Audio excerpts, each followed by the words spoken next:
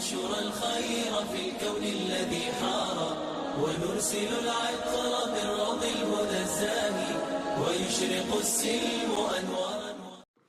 الحمد لله نحمده ونستعينه ونستغفره ونؤمن به ونتوكل عليه ونعوذ بالله من شرور أنفسنا ومن سيئات أعمالنا من يهده الله فلا مضل له ومن يضلله فلا هادي له ونشهد أن لا إله إلا الله وحده لا شريك له ونشهد أن سيدنا ومولانا محمدا عبده ورسوله أما بعد فأعوذ بالله من الشيطان الرجيم بسم الله الرحمن الرحيم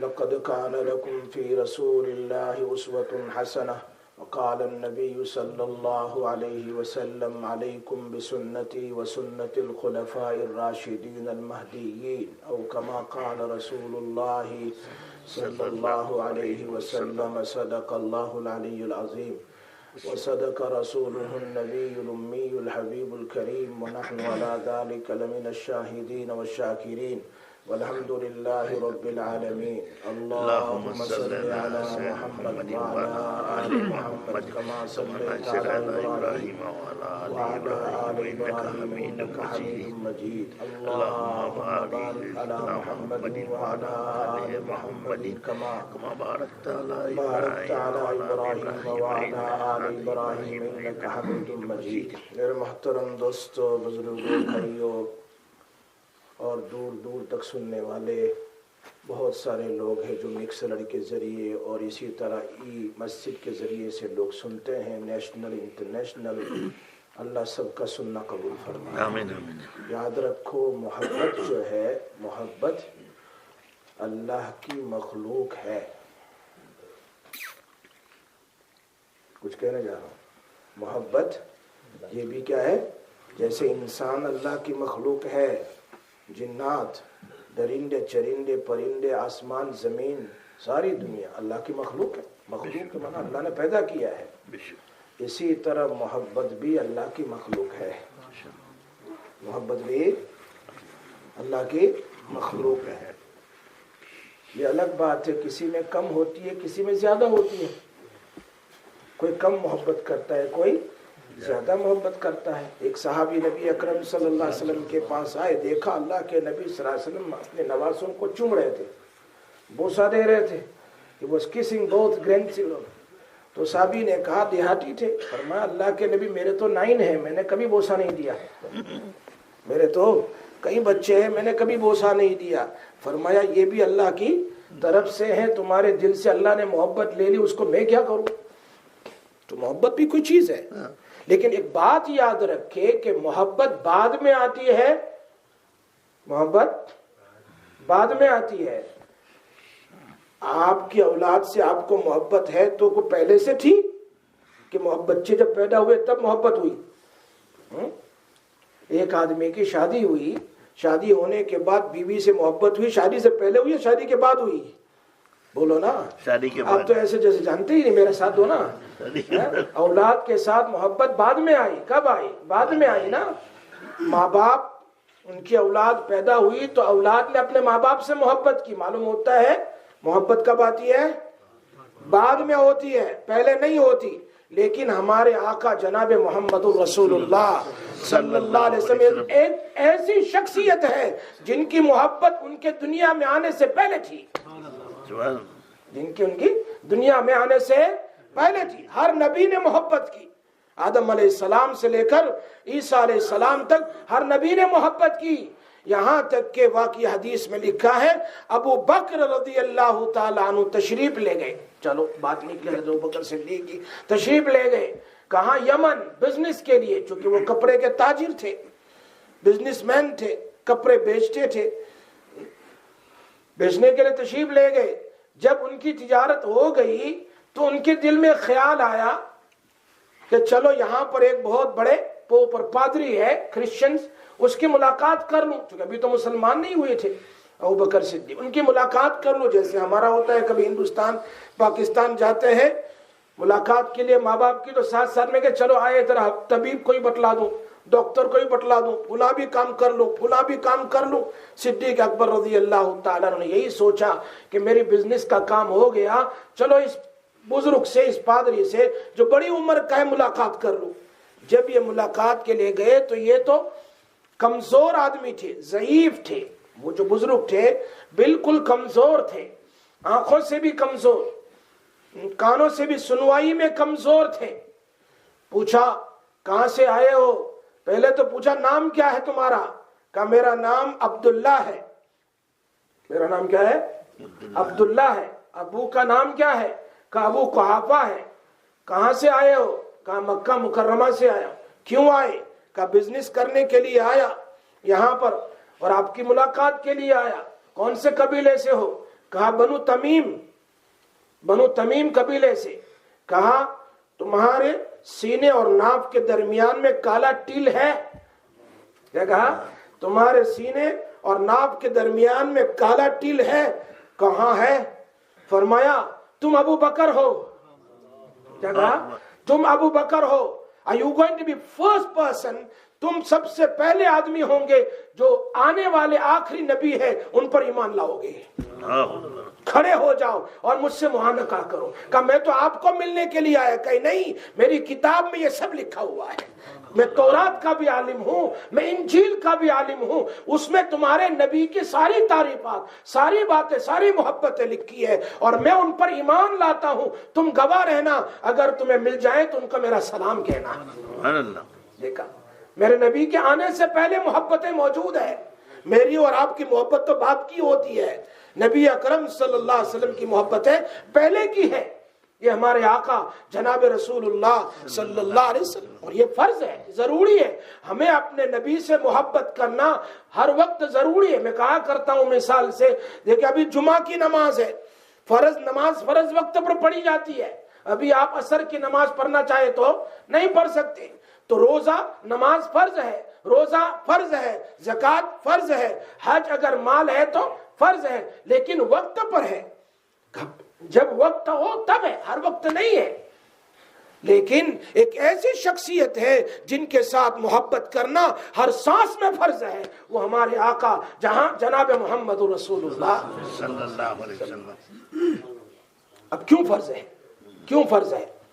मोहब्बत के बहुत सारे तरीके होते हैं, बहुत सारे हैं। अल्लाह के नबी सल्लल्लाहु अलैहि वसल्लम पर मोहब्बत क्यों फर्ज है? इसलिए कि नबी अकरम सल्लल्लाहु अलैहि वसल्लम ने मुझसे और आपसे कुछ नहीं मांगा, एक चीज मांगी है। मुझसे और आपसे कुछ नहीं मांगा, एक चीज मांगी है। क्या मांगी है भाई? मोहब्बत।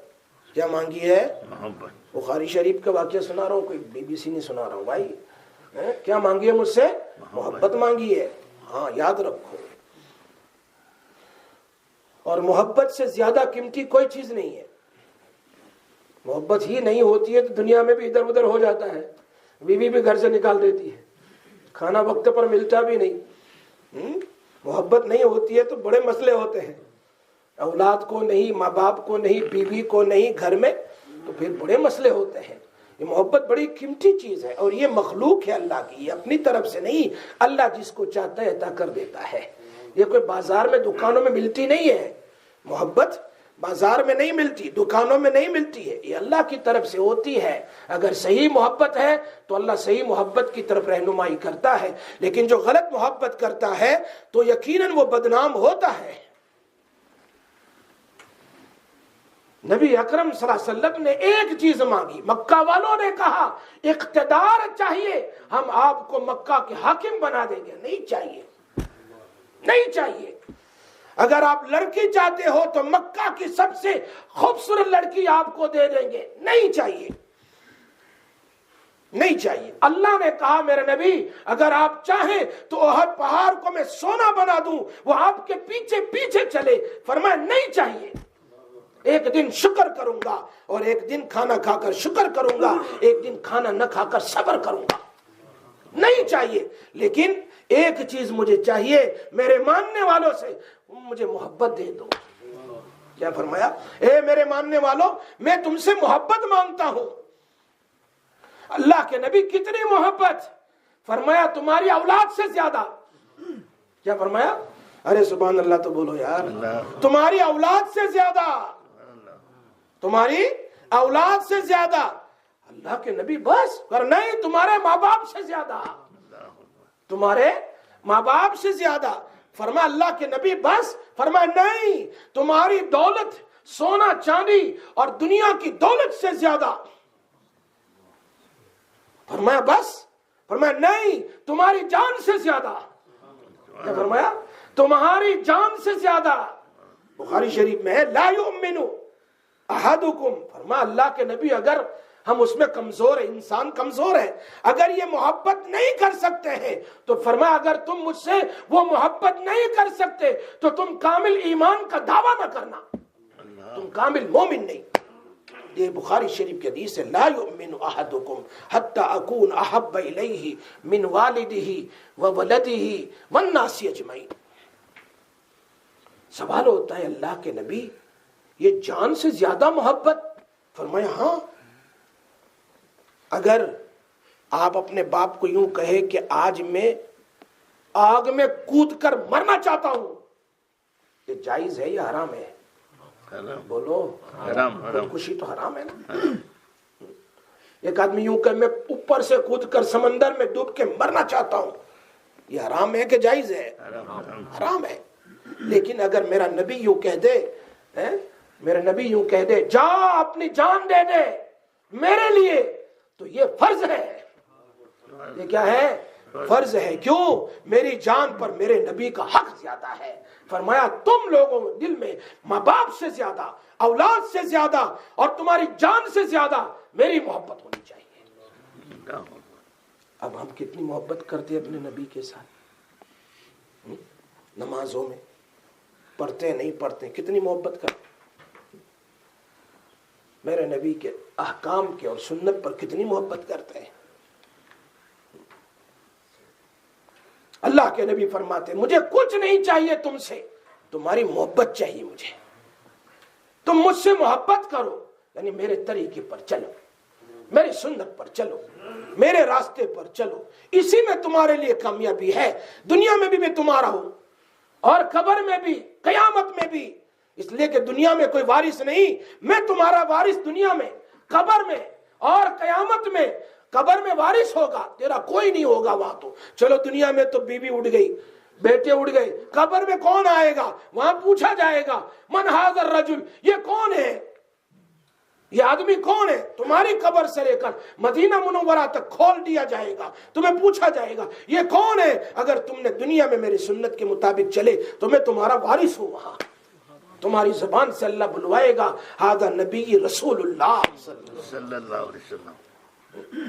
محبت صدیق اکبر کی محبت دیکھو، صحابہ کی محبت دیکھو. اللہ کے نبی صلی اللہ علیہ وسلم نے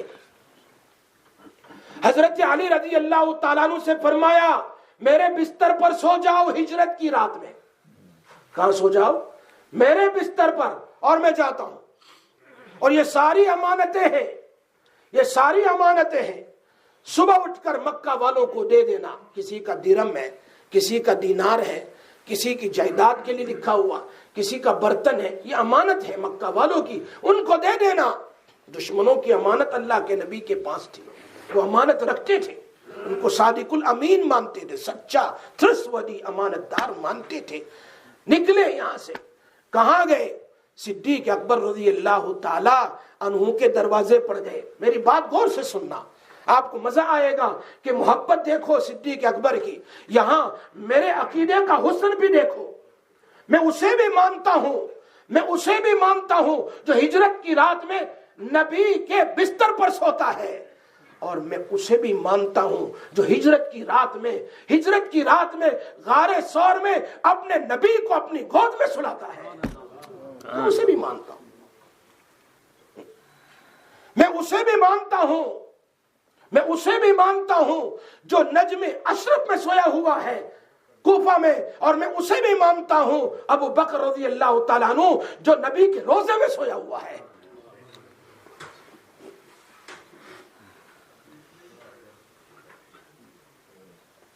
اللہ اکبر. ایک آدمی نے آ کر سوال کیا بات یاد رکھنے میں کہاں سے سلپ ہو رہا ہوں، ہجرت کی رات سمجھانا چاہتا ہوں. لیکن ایک آدمی نے آ کر حضرت علی سے سوال کیا. بعض لوگ معلومات کے لیے کوشچن کرتے ہیں، بعض لوگ شرارت کے لیے بھی کوشچن کرتے ہیں. اندر میں کچھ اور ہوتا ہے اور زبان پر کچھ اور سوال ہوتا ہے. پوچھا بتاؤ حضرت علی بہادر کون ہے، بریو آدمی کون ہے، کون ہے؟ وہ سمجھے حضرت علی یوں ہی کہیں گے میں ہی ہوں، اس لیے کہ میں تو شیر خدا ہوں، میں نے تو خیبر کا دروازہ ایک ہاتھ سے اٹھا کے ڈال دیا تھا، کوئی کچھ نہیں کر سکا. تو لوگ یہ تو یہی کہیں گے کہ میں ہوں. لیکن حضرت علی رضی اللہ تعالیٰ عنہ کو دیکھو، فرمایا میں نہیں، بہادر ابو بکر ہے. کیا فرمایا؟ کون ہے؟ ابو بکر. فرمایا وہ کیسے، وہ کیسے؟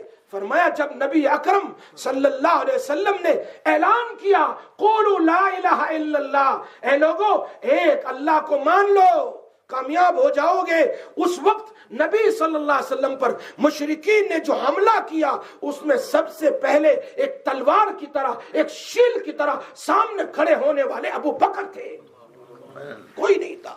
بے ہوش ہو گئے مار کھا کھا کر، لیکن ان کی زبان پر یہی تھا کہ اللہ کے نبی کیسے ہیں، اللہ کے نبی کیسے ہیں. دوسرا سوال کیا، پھر سوال پلٹ کر کیا، بتاؤ سب سے بڑا سخی کون ہے؟ یوں سوال کیا. دوسرا سوال سب سے بڑا عالم کون ہے، عالم جاننے والا. تو اس نے سمجھا یہی کہیں گے کہ اللہ کے نبی کا تو فرمان ہے انا مدینۃ العلم این علی باب العلم، میں نبی علم کا شہر ہوں اور اس شہر کا دروازہ علی ہے. وہ علم کے شہر کا، جو شہر کا دروازہ ہے علم میں حضرت علی ہے، تو وہ یوں ہی کہیں گے میں ہی ہوں. فرمایا میں نہیں، سب سے بڑا عالم ابو بکر ہے. کون ہے بھائی؟ ابو بکر ہے. فرمایا وہ کیسے؟ فرمایا تمہیں پتا نہیں، نبی اکرم صلی اللہ علیہ وسلم نے فرمایا میرے مصلی پر امامت کا مستحق وہ ہے جو سب سے بڑا عالم ہو. سب سے بڑا عالم، یہ تو فقہ کا مسئلہ ہے، جو سب سے بڑا عالم ہو وہی امامت کا مستحق ہے. تو اللہ کے نبی صلی اللہ علیہ وسلم نے حضرت عباس سے فرمایا، حضرت علی سے، جب وہ کمرے میں گئے، اللہ کے نبی بہت بیمار تھے، فرمایا ان دونوں صحابی نے یا رسول اللہ نماز کا وقت ہو گیا چلیے. اللہ کے نبی خاموش ہے، جواب نہیں دیا. پھر سوال کیا، میری بات اچھی لگی تو بتانا، سبحان اللہ کہنا. پھر سوال کیا، اللہ کے رسول نماز کا وقت ہو گیا، خاموش رہے. پھر تیسری بار سوال کیا، اللہ کے نبی نماز کا وقت، چونکہ بے ہوشی ہو رہی تھی اللہ کے نبی صلی اللہ علیہ وسلم. پھر تیسری بار کہا مرو ابا بکرن فلیصلی بالناس، ابو بکر کو کہو میرے مصلی پر کھڑے ہو کر سب کو نماز پڑھائے. سبحان اللہ. کیا فرمایا؟ ابو بکر کو کہو میرے امام مصلی پر کھڑے ہو کر لوگوں کو نماز پڑھائے. اسی لیے تو ایک مرتبہ نماز کا وقت ہو گیا، اس نماز ٹائم، نبی صلی اللہ علیہ وسلم کہیں تشریف لے گئے تھے، اللہ کے نبی بیمار اسی عرصے میں بیمار تھے اور گھر میں تھے. تو لوگوں نے کہا حضرت عمر کو کھڑا کر دیا جائے، ابو بکر بھی نہیں تھے تو ان کو کھڑا کیا. تو اللہ کے نبی صلی اللہ علیہ وسلم نے جب آواز سنی، اقامت ہو گئی، اللہ اکبر ہو گیا، نماز شروع ہو گئی، اللہ کے نبی نے فرمایا پردہ ہٹایا، فرمایا نہیں، لا امامت کا مستحق ابو بکر ہے. اگر عمر ناتی کے وہی ہے، حضرت نبی کا مانگا ہوا ہے، ان کے بعد پر بہت ساری آیتیں اتری ہے، لیکن امامت کا مستحق ابو بکر ہے. صدیقہ فرماتی ہے جب پہلی بار کہا، بخاری کی حدیث ہے کہ عائشہ صدیقہ اپنے ابو سے کہو میں نماز کے لیے جا نہیں سکتا، بے ہوشی ہوتی تھی، آخری ایام میں بہت بیمار تھے، ان کو کہے نماز پڑھا دے، ان کو کہے نماز پڑھا دے. فرمایا نہیں، وہ میرے ابو بہت نرم ہیں، وہ نماز نہیں پڑھا سکیں گے. فرمایا جاؤ ان کو کہو، کہا اللہ کے نبی کسی اور کو کہہ دو وہ نماز پڑھا لے. فرمایا اللہ نہ کہہ رہا ہے کہ ابو بکر کے سوا کوئی مصلی پر جا نہیں سکتا، تو میں کس کو کہوں کہ مصلی پر جائیں؟ کس کے بارے میں؟ ابو بکر رضی اللہ تعالی. کتنی محبت تھی. دیکھیے ہجرت کا موقع ہے، اللہ کے نبی تشریف لے جا رہے، کس کو کہا؟ حضرت علی سے سو جاؤ، میرے بستر پر اور صبح اٹھ کر یہ ساری امانت مکہ والوں کو دے دینا، مشرکین مکہ کو۔ فرمایا کہاں جا رہے ہیں؟ کہا میں تو ہجرت میں جا رہا ہوں۔ فرمایا ساری امانت میرے ذمے، آپ بھی تو امانت ہے اللہ کی، آپ بھی تو اللہ کی امانت ہے، آپ کی بھی حفاظت ضروری ہے۔ فرمایا مکہ والوں کی امانت تیرے ہاتھ میں اور اللہ کی امانت نبی ابو بکر کے ہاتھ میں ہے۔ سبحان اللہ۔ میری بات سمجھ میں آ رہی ہے؟ شاید سمجھ میں نہیں آ رہی ہے، بہت آہستہ سبحان اللہ کہتے ہیں، سمجھ میں نہیں آ رہی ہے۔ محبت تو دیکھو، جب گئے دروازہ کھٹکھٹایا نبی اکرم صلی اللہ علیہ وسلم نے، من دق الباب، دروازہ کھٹکھٹایا تو اللہ کے نبی صلی اللہ علیہ وسلم کے دروازے کھٹکھٹانے پر ذرا پوچھنا چاہیے کون ہے، کون ہے؟ پوچھا نہیں، فوراً دروازہ کھول دیا۔ بھائی ہو سکتا ہے مکہ کے مشرکین ہیں، دشمن لوگ ہیں، ابھی تو مسئلہ ہو رہا ہے، گزشتہ کل تو ان کا مشورہ ہوا مکہ والوں کا کہ اللہ کے نبی کو ایسا کیا جائے، ایسا کیا جائے، جیل میں ڈال دیا جائے، نعوذ باللہ شہید کر دیا جائے۔ تو پوچھنا چاہیے دروازے پر کون ہے، اتنی رات کے اندھیری میں، صبح سے پہلے کون ہے، پوچھنا چاہیے۔ تو کسی نے پوچھا صدیق اکبر سے، پوچھا نہیں آپ نے؟ فرمایا اگر میں ابو بکر نبی کے دروازہ نوک کرنے کا انداز نہ سمجھوں تو کون سمجھ سکتا تھا؟ جیسے ہی نوک کیا میں سمجھ گیا یہ نوک کرنے والے میرے نبی ہیں۔ سبحان اللہ۔ صدیق اکبر رضی اللہ تعالیٰ عنہ کتنے کلوز ہے، تشریف لے جا رہے، کہاں؟ وہاں غار ثور میں۔ چاہیے تو یہ تھا، چاہیے تو یہ تھا، سارے نبی کے دروازے پر جاتے ہیں، یہاں نبی ابو بکر کے دروازے پر جا رہا ہے۔ اور میری بات نہیں سمجھ میں آ رہی ہے، کچھ سمجھانا چاہ رہا ہوں میں۔ سارے کہاں جا رہے ہیں؟ اللہ کے نبی کے دروازے پر، اور نبی کہاں جا رہے ہیں بھائی؟ صدیق اکبر کے دروازے پر جا کر دروازہ کھٹکھٹا رہے ہیں۔ اشارہ کر دیا، کل اٹھ کر کوئی یوں نہ کہے کہ وہاں اللہ کے نبی ہجرت میں کسی اور صحابی کو لے جانا چاہتے تھے، ابو بکر زبردستی لے گئے ان کو۔ اگر ابو بکر آتے تو، لیکن یہاں بتلا دیا کہ میرے ہجرت کا ساتھی اور میرے غار کا ساتھی اور میری قبر کا ساتھی بھی ابو بکر ہوگا۔ خود تشریف لے گئے، چلے وہاں، کہاں؟ پہاڑ پر چڑھنا ہے، کبھی دیکھنا 3 کلومیٹر اوپر ہے چڑھنا۔ اللہ کے نبی چڑھ رہے ہیں، ابو بکر آگے آگے ہیں، چڑھ رہے ہیں۔ پیچھے دیکھا، اللہ کے نبی صلی اللہ علیہ وسلم کے پیروں سے خون نکل رہا ہے، چونکہ وہ تو اس زمانے میں تو پتھریلی زمین تھی، اوپر چڑھنا کوئی آسان ہے؟ آج ہم تو ایسے ہی تھک جاتے ہیں، ہاتھ میں بوتل ہوتی، کچھ بسکٹ ہوتی ہے، پھر ٹھہرتے ہیں، پھر ٹھہرتے ہیں، پھر ٹھہرتے ہیں، تب جا کر 2 گھنٹے میں اوپر چڑھ سکتے ہیں۔ اور یہاں تو جلدی جلدی چڑھنا تھا، سب کچھ کرنا تھا، اس لیے کہ دشمن پیچھے، دشمن تھے۔ میرا سوال سمجھ میں آ رہا ہے؟ جی، نبی اکرم صلی اللہ علیہ وسلم کو دیکھا کہ خون نکل رہا ہے، صدیق نے دیکھا، فرمایا اللہ کے نبی سوار ہو جاؤ۔ کیا کہا؟ سوار ہو جاؤ۔ اللہ کے نبی نے دیکھا سواری تو ابو بکر، کس پر سوار ہو جاؤں؟ ابو بکر نے اپنی گردن جھکا دی، یہاں سوار ہو جاؤ، یہاں سوار ہو جاؤ۔ بولو سبحان اللہ بھائی، محبت تو دیکھو۔ ہمارے پنجابی میں کہتے ہیں نیما ہو جا، نیما ہو جا، تو ابھی نیما ہوگا، میں تجھ سے اسفیاء سے، اولیاء سے، اسکیاء سے، صحابہ سے اوپر کر دوں گا۔ کہاں بٹھایا؟ ایسے، ایک پیر ادھر ہے اللہ کے نبی کا، ایک پیر ادھر ہے۔ ایک موٹی دینا چاہتا ہوں، اگر پسند آ گیا تو سبحان اللہ دل سے بولنا، وہ یہ ادھر ہے ایک، ادھر ہے ایک۔ اللہ کے نبی کے پیچھے لکھا ہے محمد الرسول اللہ، ختم نبوت لکھا ہے، تو ختم نبوت نبی کی پشت پر ہے، اور یہاں وجود نبوت ابو بکر کے اوپر ہے۔ سبحان اللہ۔ کہاں پر ہے؟ ابو بکر کے اوپر ہے۔ اور میں کہا کہتا ہوں، جب اوپر بچہ بیٹھتا ہے تو کیا پکڑتے ہیں باپ کا؟ ایسا پکڑ لیتے ہیں نا، سر پکڑتا ہے نا، تو ایسا جیسے بچے کو کبھی اٹھایا کہ نہیں اٹھایا بھائی، ایسا سر پکڑ لیتا تاکہ وہ گرے نہیں۔ یہاں اللہ کے نبی کو اٹھایا، اللہ کے نبی نے سر پکڑا، کس کا؟ صدیق اکبر کا سر تو پکڑ لیا۔